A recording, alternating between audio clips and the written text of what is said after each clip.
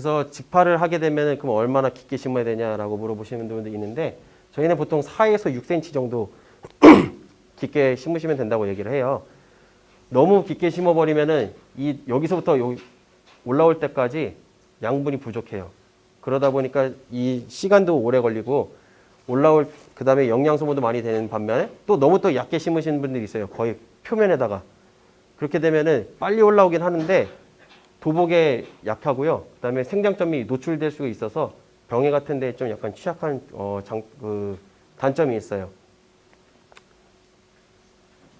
그리고 저희가 이제 심을 때 어떻게 심어야 되냐 하는 걸 제식밀도를 하는데 보통 기계 갖다 하시니까 뭐 80에 30, 25 이런 식으로 아마 많이들 심으실 거예요. 저희가 뭐 가장 심어봤을 때 좋아했던 거는 75에 30 정도였거든요. 요게 300평 기준으로 했을 때 한 4,400주. 그 정도인데 딱 요게 정답은 아니에요. 그냥 예를 들어서 300평이면은 1000제곱미터라고 저희가 얘기를 드리고 있는데 요거 4,400주 계산하는 방법은 이 1000제곱미터를 그럼 미터가 두 개가 곱해진 거잖아요. 그럼 얘를 센치를 100으로 나누면 돼요. 그럼 예를 들어서 70에 30이다 라고 하면은 1000 나누기 0.7 나누기 0.3 이런 식으로 하면 거기 숫자가 계산기에 떠요. 그게 300평에 몇 주 정도 들어간다 라고 이게 쉽게 계산을 하실 수 있는데 예? 그 300평은 시바르 1000제곱미터입니다. 이 단위가 미터잖아요. 제곱미터. 근데 저희가 제식밀도를 할 때 미터로 얘기 안 하잖아요. 센치로 하잖아요. 근데 100cm가 1미터거든요. 그러다 보니까 이 센티미터를 미터로 바꿔야 되는데 그걸 100으로 나눠주면 돼요. 예. 그러면은 1000 나누기 0.75 그리고 또 나누기 0.3 이걸 계산기로 두드려 봤을 때 한 4444 이 정도가 나올 겁니다. 그걸 해서 저희가 한 4400주라고 대략적으로 얘기를 드리는 거고요. 이렇게 적정 제식 밀도를 했을 때가 이삭이 가장 상품성 있게 잘 출하가 됩니다. 근데 이제 밀식을 해야 되는 게 있어요. 뭐 300평당 한 6,000주 정도 해야 되는 게 있는데 아직까지 우리나라에는 이런 품종은 없어요.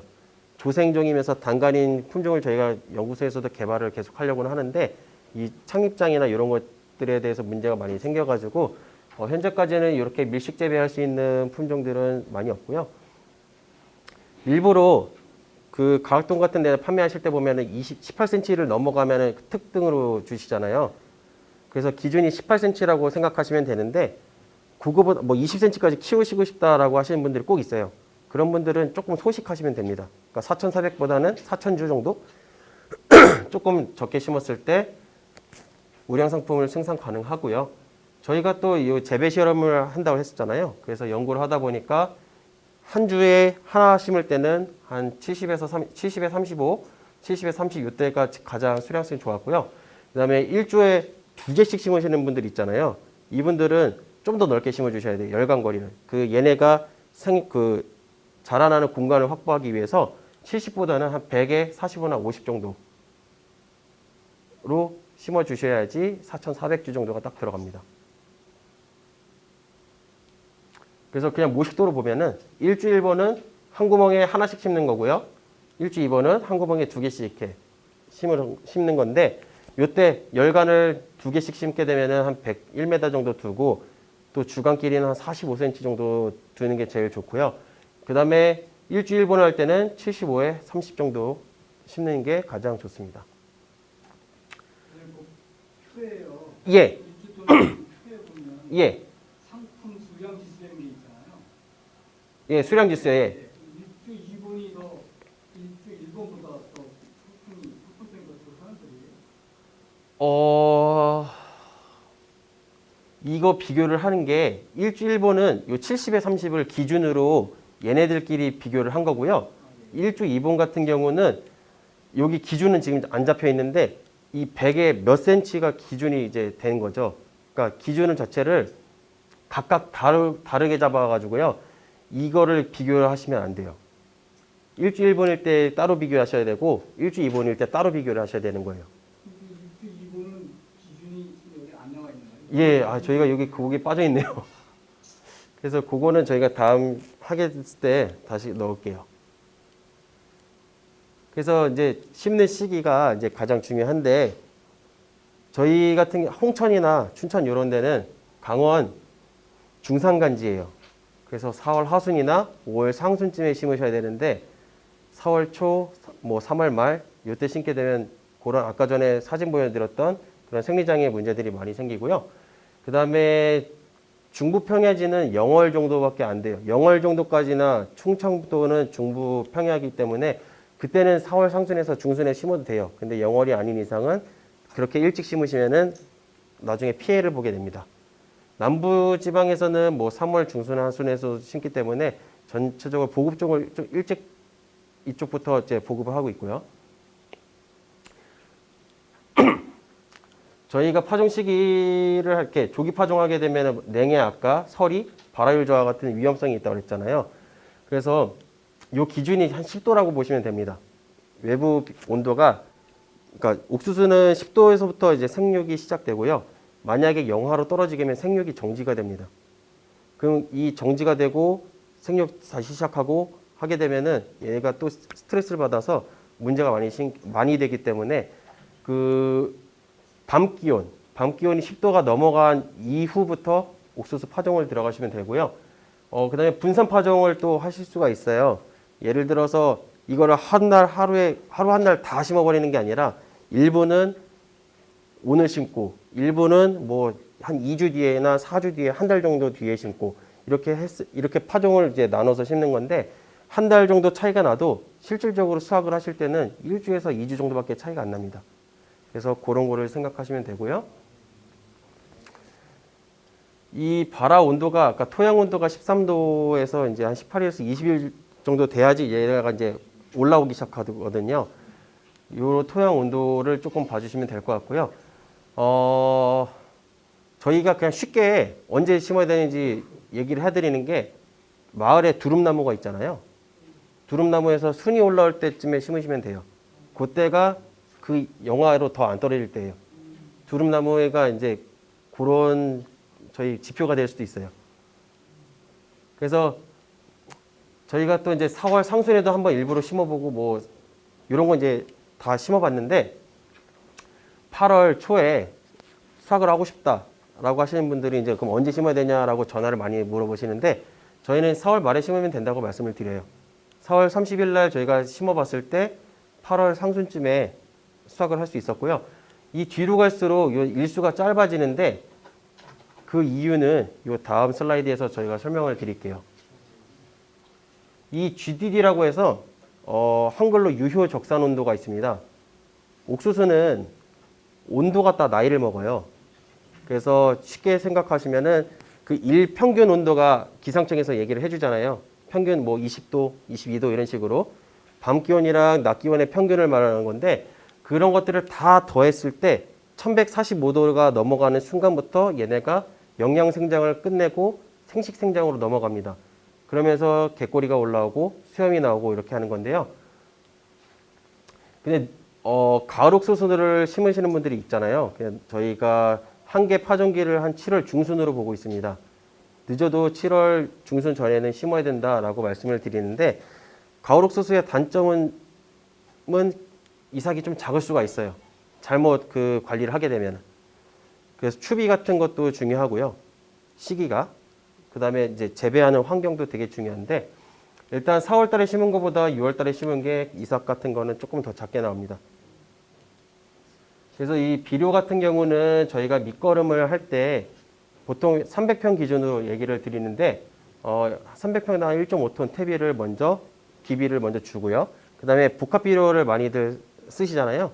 복합 비료를 쓰시면 되는데 저희가 300평당 16대 15대 10 이렇게 NPK 비율을 이렇게 얘기를 하고 있어요. 근데 요즘 복합 비료를 하시니까 요거 14.5, 3, 6 요게 숫자로 뭐 20, 10, 10 이런 식으로 써 있는 거 있잖아요. 여기에 가장 근접한 복합 비료 갖다가 쓰시면 된다고 생각하시면 됩니다. 그리고 웃거름은 보통 언제 주시냐면은 무릎 높이일 때 주셔야 돼요. 무릎 높이쯤 딱 됐을 때 이파리가 봄밭에서 한 5개, 4개 요 정도가 될 겁니다. 그때 추비를 저희는 요소 그 질소 비료를 주는데 그때 주는 질소 비료를 주는 이유는 키를 더 키우기 위해서예요. 얘네가 최대 클 수 있을 만큼 키우기 위해서 요소를 주게 되는데 한 번만 줘야 된다고 얘기를 하지만 꼭 2번 주고 싶다는 분들이 계세요. 알거름이라고 해서 갯골이 올라올 때 비료 한 번 더 줘야 된다. 그래야지 이삭이 또 튼실해진다. 라고 생각하시는 분들이 있어서 만약에 한 번을 주게 되면은 300평 기준으로 했을 때 요소만 한 16kg 주시면 되고요. 2번에 나눠주겠다라고 하면은 과비가 되지 않게 8kg, 8kg 나눠서 주시면 됩니다. 질소비를 너무 많이 주게 되면은 얘네가 또 여러 가지 장애가 나타나는데 그건 요 뒤에 사진이 나오는데 그때 알려드릴게요. 그리고 밭에다가 그냥 옥수수 심으면 상관없지만 논을 또 개간하시는 분들이 계시잖아요. 논을 개간하게 되면은 그때 논 같은 경우는 인산이 부족해요. 그래서 인산 비료를 또 증시를 해주셔야 되고요. 지금 센터에서 현장진단 토양검정이라는 항목으로 농가분들에게 토양검정을 해주고 있어요. 요거를 센터분들은 좀 싫어하실 수도 있긴 하지만 저희는 얘기를 해드립니다. 왜냐면은 밭이 어떤 상태인지 심기 전에 먼저 확인하시는 게 가장 좋은 거거든요. 이 밭이 좋은 밭인지 나쁜 밭인지를 한번 비교해 보시면 되는데 그거를 토양 샘플을 그냥 지표면에 있는 걸 말고요. 안쪽에 있는 거 있잖아요. 그거를 떠가지고 지퍼백에다가 잘 말린 다음에 지퍼백에 담아서 센터에다가 해서 토양 분석 검정을 요청하시면 되는데 그렇게 하면 이런 처방전을 내려줍니다. 그러면은 처방전에 이 토양 산도, pH가 나타나고요. 그 다음에 유기물 함량, 유효인산, 칼륨, 칼슘, 마그네슘, 정지전도도 이런 것들이 어느 정도 상태라고 처방전을 내려줘요. 그러면서 뭐 옥수수를 심을 거다라고 하면은 이 비료 추천량이 있습니다. 뭐를 얼마나 주고 뭘 얼마나 주고 이렇게 나타나는데 이런 거를 활용해 보시는 게 아무런 정보 없이 그냥 랜 땅에다가 옥수수 심는 것보다는 상품성 있는 게 더 잘 생산할 수 있을 거예요.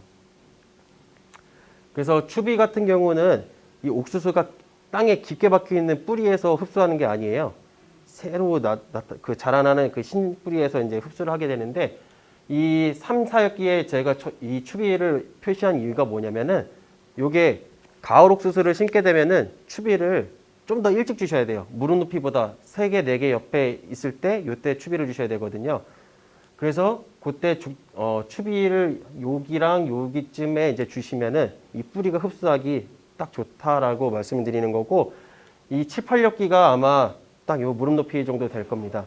요때 같은 경우는 이 옥수수에 가까이가 아니라 조금 더 멀리 떨어져서 주시는 게 좋고요. 그 다음에 알거름 때문에 개화기를 넣은 건데 알거름 같은 경우는 그냥 가운데쯤에다가 넣어주시는 게 신뿌리에서 이제 흡수하기 좋게 됩니다. 그래서 저희 연구소 같은 경우는 요소 시비를 할 때 보이지가 않아요. 준 건가 만 건가 싶어요. 근데 농가들 가면 여름인데 눈이 와 있죠. 어느 정도 주시는지 그 표준 시비량을 모르기 때문에 그냥 막 주는 거예요. 근데 저희가 이제 쉽게 말씀을 드리면은 남성분들 갖다가 이렇게 한 줌을 딱 쥐잖아요. 요거 갖다가 3개 주신다고 생각하시면 돼요. 한 줌에. 그리고 여성분들 기준으로는 한 줌을 잡았을 때 5개 옥수수한테 준다고 생각하시면 돼요. 여자분이 3개, 남자가 5개. 네, 거꾸로 했다. 그렇게 생각하시면 되고요. 그 스프링클러 같은 걸로 관수를 많이 하시잖아요. 근데 너무 어렸을 때부터 물을 너무 많이 줘요. 얘네가 키가 작기 때문에 처음에는 요거는 NPK가 있고 물이 있거든요. 처음에 한 7주 정도까지는 수분 함량이 그렇게 막 요구가 되지 않아요. 얘네가 가장 물이 많이 필요할 때는 생식생장기로 넘어갈 때 전후입니다. 그때를 물 관리를 많이 해주셔야 되는데 물 높이도 안 됐을 때부터 물을 엄청 막 때려버려요. 그러면은 봄밭에서 나타나는 현상은 아마 이파리가 오그라져 가지고 뜯어지는 것들을 많이 보이실 거예요. 그게 줄기싸움병의 일종인데요. 그거는 이따 뒤에서 사진 보면서 말씀드리겠습니다. 그래서 수분은 너무 어렸을 때부터 많이 주시지 말고 이제 갯골이 여기 잡힐 때쯤이 이제 좀 있으면 한 2주 안에 얘네가 올라오거든요. 그때쯤에부터 이제 물 관리를 좀 시작해 주시면 되고요. 스프링클러보다는 저희가 그 추천하는 거는 비용은 조금 들지만 점조 코스를 더 많이 추천을 드려요. 스프링클러보다 물 함량, 그러니까 물 소비량도 좀 적게 적은 양으로 많이 이렇게 효율적으로 줄 수 있기 때문에 스프링클러보다는 그걸 추천드리고, 스프링클러 같은 경우로 때리면은 물이 세잖아요. 그럼 땅에 튀었다가 땅에 있는 흙까지 위로 튀어버리는데 토양 미생물들이 그때 같이 튀어 올라갑니다. 근데 거기가 병해충, 곰팡이나 세균 같은 병균이 있으면은 그게 옥수수 옥공이 쪽으로 들어가서 병에 걸리는 경우가 많이 생겨요. 그래서 후기작, 가을 옥수수 이제 나중에 옥수수 4월달 말고 6월, 7월 이때쯤 할 때는 3, 4학기 때 그 추비를 주시면 되고요. 그리고 가장 많이 또 얘기하시는 것들이 격가지일 거예요. 저희 민원 중에 하나가 이 격가지를 제거를 해야 되냐 말아야 되냐라고 얘기를 많이들 하시는데, 격가지 발생 원인은 품종이 차이일 수 있는데요. 환경적인 문제가 가장 큽니다. 얘네가 더 잘 살 수 있는 조건일 때, 소식할 때 그때도 격가지가 많이 나타나고 저온이 나타났을 때도 격가지가 나타나요. 그러니까 이 격가지가 이 주가지 양분을 뺏어 먹는다고 생각하시는 분들이 되게 많아요. 그러면서 이 격가지를 안 따주면은 이삭이 작아지네, 얘네가 이삭 영양분을 못 가져가게 하네 라고 얘기를 많이 하시는데, 저희가 과거에 1900년도에 외국인들이 실험했던 거를 소개해 드릴게요. 격가지를 제거를 했고 제거 안 했을 때 수량성을 비교를 해봤습니다. 이렇게 되면 이 격가지가 있고 없고 차이가 수량성에 어느 정도 영향을 끼치는지 확인할 수가 있죠. 그랬을 때 제거를 안 했던 옥수수에서의 상품성, 이삭이 제거한 것보다 수량성이 조금 더 높았어요. 그러면 여기서 다들 이렇게 얘기를 하시겠죠. 왜 그러지? 라고 하실 겁니다. 그래서 다음 실험은 옥수수 잎을 격가지도 제거하고 다 제거해 버렸어요. 그리고 하나는 주가지의 잎은 다 제거하고 격가지만 남겨놨습니다. 이랬을 때 수량성은 어떻게 됐을까요? 예, 그 격가지가 있는 것들의 수량성이 2배 정도 차이 났습니다. 그 말은 뭐냐면은 격가지에 있는 잎에서 광합성을 해가지고 자기가 먹고 살려고 하는 게 아니라 이 주가지의 이삭에다가 양분을 주었다는 거죠. 결과적으로 봤을 때 격가지를 제거하지 않는 게 그 재배하실 때 노동력도 조금 더 절감하실 수 있고 수량성으로서도 좀 더 높게 나타납니다. 그리고 이 옥수수 맛하고는 관계가 없습니까? 맛은 그 재배 환경에 따라서 좀 많이 변동이 돼요. 수확 시기랑. 격가지하고는 상관없어요. 예. 주경 잎 제거를 안 했을 때는 어떻게 돼요? 주경 잎을 제거 안 하고 격가지만 있을 때도 네. B에서 수량성이 더 높았어요. 왜냐면은 이 격가지를 따버리면은 여기 밑에 부분에 상처가 생기잖아요. 옥수수한테 손가락을 꺾어버린 거예요. 그럼 얘네가 여기 치료하는 데다가 양분을 더 소비를 하기 때문에 그래서 이삭 수량성에 어느 정도 차이가 생기는 거예요. 격가지 따려고 고생 축 들어가겠는데. 한번 내년에 옥수수 심을 때 격가지 따지 말아보세요. 따지 말고 네, 그렇게 해보고 재배했을 때 어느 정도 좋은지 한번 평가해 보시면은 내후년에 그러면 이걸 따야겠다 말아야겠다 또 아마 생각이 바뀌실 겁니다. 혹시 저 사이즈는 어떻게 차이가 안 납니까? 사이즈적으로는 크기는 안 나는데 이제 이 중량이 조금 차이가 나요. 예, 그리고 사이즈 차이는 어느 정도 있긴 하지만 너무 미묘해가지고 예. 격가지가 커지면 옥수수 종실이 옥수수가 열리지 않아요? 보통 격가지 끝에 여기 갯꼬리 쪽에서 아예 그냥 이삭이 생겨버려요. 여기에다가는 여기 쪽에는 이삭이 안 생기고요. 근데 요거는 그냥 타슬시드라고 저희가 그냥 외국 용어가 있는데 그냥 그거는 무시하셔도 됩니다. 거기서는 씨앗이 아닌데. 예, 네, 근데 옥수수 배공제 줄기 한 대에서 2개씩 달리잖아요. 예. 그 하나 예를 들어 하나를 제거를 해주잖아요. 그러면은 영양분이 옥수수 한 톨에 남은 거에 좀 많이 가는. 그거 이따가 뒤에 또 있어요. 그래서 농가를 가면은 이렇게 격가지들을 항상 통로에다 많이 꺾어 놓으시죠.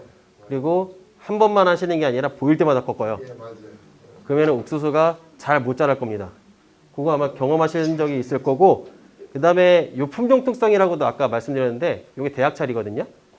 대학철 같은 경우는 5개 정도에서 6개까지 격가지가 자라나요. 그럴 때 보면 여기 이게 밀림처럼 약간 빽빽하잖아요. 근데 또 이렇게 빽빽하게 되면은 포장 환경 자체가 병해충 발생하기 되게 딱 좋은 조건이 돼버려요. 빽빽하니까 습하고 일조량도 부족하고 영양분 생장하기도 부족하고 하기 때문에 대학철 같은 경우는 저희가 이 격가지를 제거해야 된다고 얘기는 하는데 미백 2호 같은 경우는 많이 나와봐야 2개, 3개 정도밖에 안 나오잖아요. 그 정도까지는 괜찮을 것 같습니다. 시기가 또 있어요. 맨 처음에 한 번만 딱 제거를 해주셔야 되는데 저희가 그 격가지를 또 제거를 다들 하시니까 저희 연구소에서 다 격가지 해봤어요. 그래서 한 번 제거했을 때, 2번 제거했을 때, 3번 제거했을 때 이 이삭장, 그 다음에 립수, 이삭중, 이삭수 이런 게 다 비교를 해봤거든요.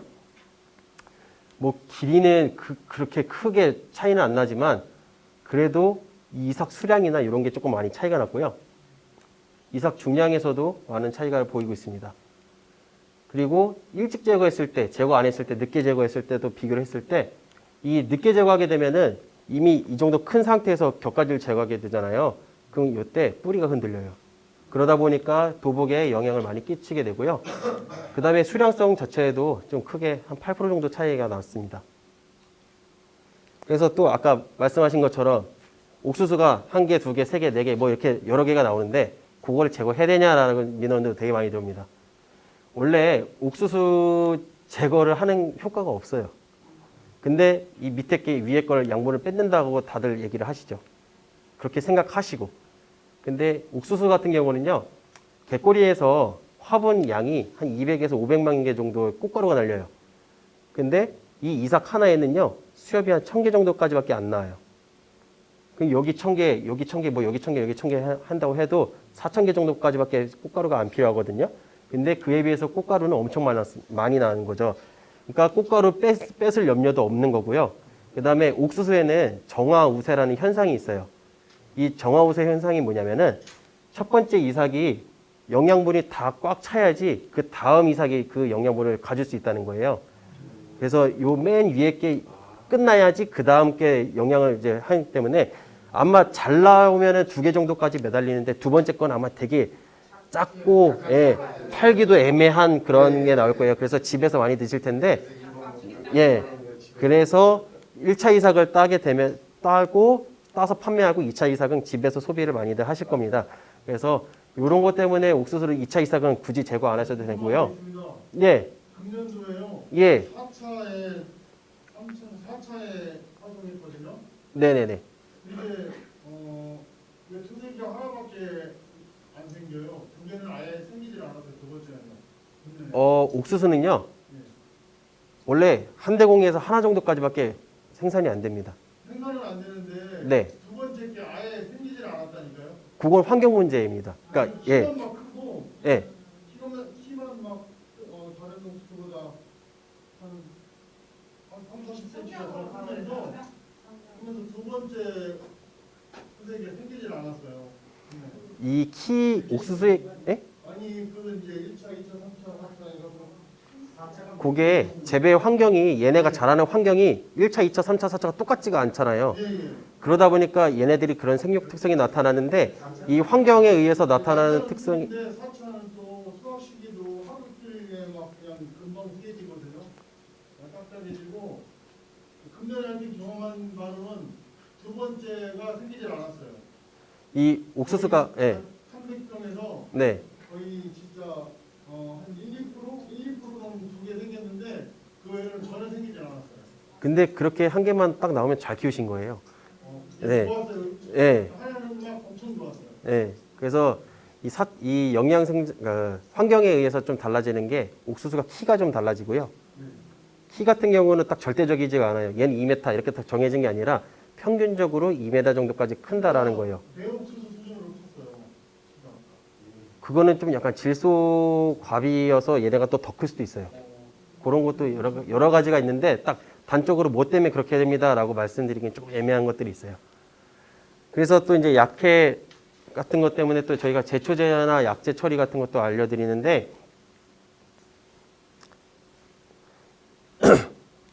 처음에 제초를 하는 이유가 뭔지 아시죠? 제초는 옥수수가 양분을 안 뺏기게끔 해주는 작업 중에 하나예요. 가장 중요한 작업인데 가장 감각이 쉬운 작업 중에도 하나예요. 힘들어서 귀찮은데 내일 하지 뭐 약간 이런 느낌으로 농사를 지으신 분들도 계시다 보니까 하는데 이 제초 효과가 2~3배까지도 수량성의 차이가 나타날 수 있어요. 그래서 제초 시기를 저희가 즉시 일찍 제초했을 때, 그 다음에 3엽기, 5엽기, 9엽기 제초 안 했을 때 이런 수량성을 다 비교를 해봤거든요. 그래서 제초를 바로 했을 때를 그러니까 수량성 지수를 100으로 봤을 때 3엽기 때 뭐 5엽기 점점 늦게 제초할수록 이 수량성 지수가 점점 떨어지는 것을 확인할 수 있었습니다. 그래서 제초는 일찍 제초하시는 게 좋다고 얘기를 하고요. 그 기준이 3엽기 정도. 늦어도 3학기 이전에는 해주셔야 된다. 제초를 늦게 하고 네. 그럼 이제 영양 경합 때문에 이제 늦을 것 같은데 예. 그럼 그때 비료를 좀 더 제초를 늦게 한 대신에 비료를 좀 더 주면 어때요? 그 영양을 다시 준 거니까 괜찮지 않나요? 사람이 먹을 수 있는 양이 있잖아요. 어렸을 때는 엄청 많이 먹잖아요. 근데 나이를 들수록 그렇게 똑같이 못 먹잖아요. 얘네도 먹을 수 있는 양이 딱 정해져 있는 그 시간이 있어요. 이때는 얘네가 생육이 왕성하게 해야 되니까 많이 먹어야 되는데 그때 굶기는 거예요. 나중에 밥 주면 얘가 그때는 안 먹죠. 네, 오히려 얘네한테는 염류직적에 대해서 또 스트레스로 다가갈 수 있습니다. 그래서 제초를 좀 일찍 하시는 게 좋고요. 그 초기 제초제는 뭐 옥수수 두농 약재로 많이들 쓰실 텐데 뭐 이런 것들 종류가 있는데 직파를 했을 경우에 파종하고 나서 한 3일 이내에 그 제초제를 처리해 주셔야지 요 얇은 기름막이 이제 토양에다가 깔려가지고 잡초가 못 올라오게 됩니다. 근데 이제 거기 밟은 자리에는 또 풀 올라오시는 거 확인하시죠? 그래서 파종 직파를 하시게 되면은 한 달 정도 저희도 밭에 들어가진 않습니다. 비와도 상관없어요? 예, 비 오는 거랑은 상관없어요. 왜냐면 얘네가 기름막이기 때문에 어느 정도 이 층이 지게 되는 거죠. 그리고 제초제를 이제 나중에 이제 어느 정도 컸을 때도 계속 제초를 중간중간 해주셔야 되잖아요. 그랬을 때 중기 제초제를 많이 쓰실 텐데 손제초하는 것보다 약 치는 게 더 편하시니까 제초제에도 근데 선택성 제초제가 있고 비선택성 제초제가 있어요. 이 선택적인 거는 광엽이면 광엽, 피면 피 이렇게 딱딱딱 얘네는 골라 죽이는 애들이에요. 그러니까 옥수수에는 피해가 거의 없겠죠. 그래서 막 뿌려도 상관없습니다. 대신에 중요하게 생각하셔야 되는 거는 양량. 이 한 통이 보통 300평 기준으로 한 통이라고 하시는 거 다들 아시잖아요. 이 한 포, 뭐 병 한 병, 요게 300평에다 치라고 이렇게 그냥 딱 그렇게 정량이 나오는 거거든요. 근데 이거를 뭐 한 개, 두 개를 더 작은 평수에다 치시는 분들도 많아요. 그렇게 되면 약해가 나타날 수 있는데 저희가 그 살포는 3에서 5엽기 아예 어렸을 때 애초에 얘네가 생장점에서 분화가 많이 될 때는 약해를 거의 크게 받지 않아요. 그래서 그 3엽기에서 5엽기 이내 때 제초제를 좀 쳤으면 좋다라고 말씀을 드리는 거고 이 비선택성 제초제가 있는데 얘는 그냥 옥수수고 뭐고 다 죽여버려요. 그래서 휴관에다가만 치세요라고 아마 이런 식으로 그게 적혀 있는데 옥수수에 닿지 않게끔 잘 쳐주셔야 되고요. 아까 그 말씀드린 것처럼 약재를 뭘 선택하는지 선택성인지 비선택성인지 이걸 잘 따져주시고 적기가 아까 3엽기에서 5엽기라고 했죠. 이때 잘 쳐주셔야 되고요. 그 다음에 정량이랑 그 다음에 희석 배수를 다 준수해서 여기 뭐 20리터에 뭐 20mg 혹은 뭐 20g 이런 식으로 적혀 있는 걸 그걸 다 잘 지켜주셔야 돼요. 그리고 혼용을 하시는 분들이 꼭 있어요. 광엽이랑 피랑 같이 잡겠다고 그거 두 개 섞어버려서 치시는 분들이 있잖아요. 요거 혼용 가능한지 한번 확인해 보셔야 됩니다. 그 회사에다가 물어보던가 거기 그 농약에서도 밑에 적혀 있어요. 혼용에 대해서는 자기네들 책임 없다라는 이런 문구가 있고 뭐 알아보고 치워야 된다라고 적혀 있거든요. 그래서 그런 약해 입은 다음에 이거 뭐 손해배상 뭐 한다 이렇게 하면은 거기 경고 문구가 있기 때문에 그거는 한번 확인하셔서 혼용하시는 게 가장 좋을 것 같습니다. 그래서 검색하시는 방법은 되게 간단합니다. 인터넷을 뭐 못 하시는 분들도 계시겠지만 보통은 요즘 다 하시니까 그러니까 농촌진흥청 홈페이지에 그 농사로라는 그 홈페이지가 있어요. 여기에 보면은 그 PLS 제도 때문에 그 등록약재 검색을 할 수 있거든요. 그래서 요걸 지금 아마 홈페이지가 조금 개선이 돼서 지금 보시는 화면보다는 좀 다를 거예요. 근데 항상 이쪽쯤에 있어요. 예. 들어가시면은 여기 병의 축명, 농약명, 이렇게 뭐 작목명 이렇게 적을 수가 있는데 그냥 작목에다가 옥수수라고만 치고 검색 누르시면은 여기 농약 정보 있잖아요. 295건이라고 떠 있는 거. 요거를 들어가시면은 여기 제초제, 살충제, 살균제 뭐 다 이렇게 정리가 되어 있습니다. 그래서 여기 등록되어 있는 약재로만 치셔야 되고요. 0.01 ppm이 기준이니까 이걸 넘어서면 안 돼서 이런 거 확인하시는 게 좋고 지금 잠정까지 하면은 뭐 160건에다가 135개가 잠정이라서 한 지금 295개 정도까지가 등록이 되어 있을 겁니다. 그리고 저희가 또 제초제를 또 섞어 쳐봤어요. 원오프가 이제 벤타존이라는 약재로 많이 알려 있는 원오프 이제 벤타존 약재가 있고 바사그라닌 이렇게 두 개를 광엽이랑 피랑 같이 치는 걸 섞어봤죠. 그랬을 때 잎이 말려서 자라는 경우가 있어서 이게 또 안 펴지는 경우도 있어요. 그래서 이런 줄기 굴곡이 생길 수도 있고, 그다음에 여기 가운데가 이제 하얗게 생장점이 백화 현상이 나타납니다. 그리고 얘네가 지금은 문제가 없는데 나중에 갔을 때 이삭이 안 달리는 경우가 생기고요. 그다음에 이삭이 달려도 수염이 안 나타나는 경우도 많았습니다.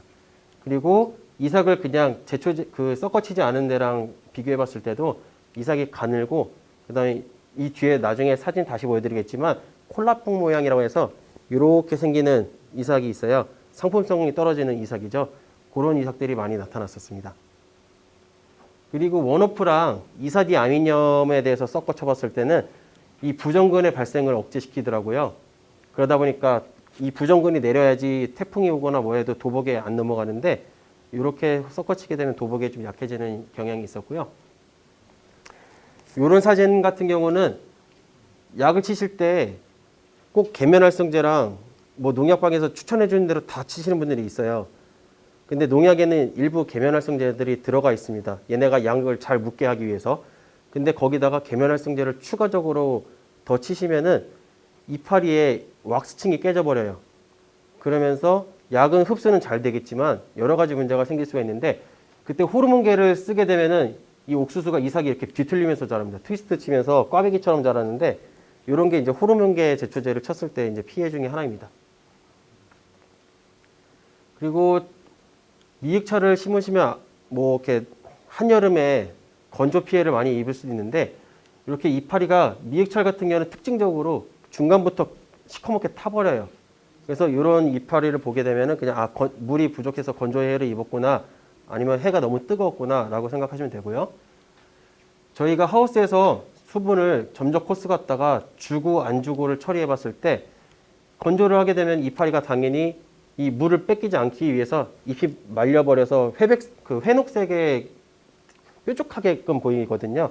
근데 요 건조 시기가 추롱출사기와 겹치게 되면은 수량과 아주 직결적으로 연결됩니다. 그래서 물 관리를 추롱출사기쯤에 적정하게 해주셔야지 요 이삭 같은 거 형성도 잘 되고, 여기는 될까 말까 이제 어느 정도 이삭도 사이즈도 작고 이렇게 나타나는데요. 저희가 이제 적정 수분량을 줬을 때를 100이라고 봤을 때 과습이나 건조를 했을 때 이 수량성이랑 상품률이 점점 가치가 하락되는 걸 확인할 수 있었고요. 그 다음에 올해 많이 겪었겠지만 한 달 넘게 비가 안 왔잖아요. 40일 정도 기록적인 폭우를 장마가 일어났다고 하는데, 그때 일조량이 많이 부족해서 습기도 길어지고, 그 다음에 끝달림도 아마 많이 안 좋았을 겁니다. 그런 것들이 이제 비가 오면서 꽃가루가 날려야 되는데 꽃가루가 못 날리는 거죠. 그러면서 끝달림이 안 좋게 되는 거고, 그래서 보통 3일을 기준으로 했을 때 3일보다 해가 안 나오는 해를 못 보게 되면은 그때부터는 약간 이삭 길이나 이제 수량 감소율이 조금 더 증가되는 추세를 보였고요. 이런 거 같은 경우는 우박 피해를 입었던 사진입니다. 근데 이제 요분이 이제 얘기했던 게 이거 밭을 갈아 엎어야 되냐 아니면은 놔둬야 되냐라고 얘기를 많이 하셨어요. 요거 어떻게 하셔야 될 것 같아요? 갈아엎어야 되겠어. 요게 다시 회복이 됩니다. 예. 그런데 이제 최상품까지는 아니더라도 어느 정도 중품까지는 상품을 팔았어요. 그래서 우박 피해에 있어서 생존점만 다치지 않으면 어느 정도까지는 갈아엎지 않고 그냥 계속 그냥 놔두셔도 될 것 같고요. 요거 냉해 너무 일찍 심은 거죠. 그래서 여기 이제 말라 죽어가는 것들이 이제 냉해 입은 것들이고요. 그다음에 웅덩이 배수가 불량한 토양에서는 웅덩이가 지기 때문에 이런 데서는 다 죽어버립니다. 그래서 냉해와 습해 이제 피해를 보여드렸고 태풍 올해도 아마 평창 뭐 영월 이런 데서 저희도 외지 포장에 다 이렇게 태풍 때문에 넘어갔는데 태풍에 의해서 도복이 나타났고요.